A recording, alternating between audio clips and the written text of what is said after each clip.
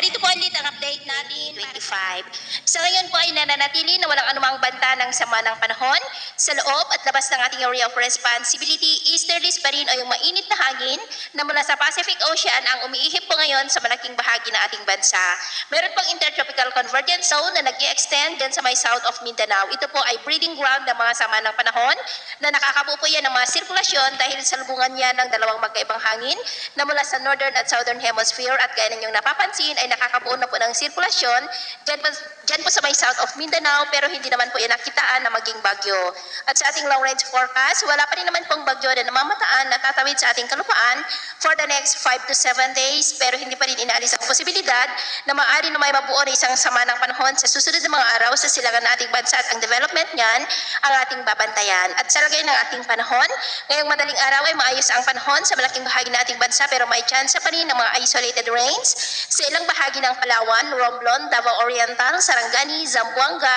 at Sulu Archipelago. At mamaya ay sisikat ang araw sa malaking bahagi ng ating bansa, mainit at maalinsangan, pero may chance pa rin ng cloudy skies with isolated rain sa may Palawan, Romblon, Estancia,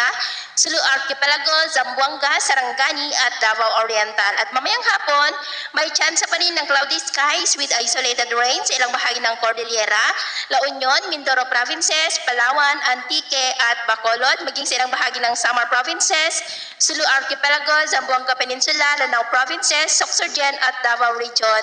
Kaya kung lalabas po tayo sa ating mga tahanan, ugaliin lamang po natin lagi ang magdala ng kahit anong panangga natin sa init ng araw at proteksyon na rin po sa mga biglaang buhos ng ulan. At sa atin naman pong mga baybayin, wala naman po tayong nakataas na namang gale warning signals, pero iba yung pag-ingat lamang po kung papalaot tayo para po mas makaiwas sa mga sakunang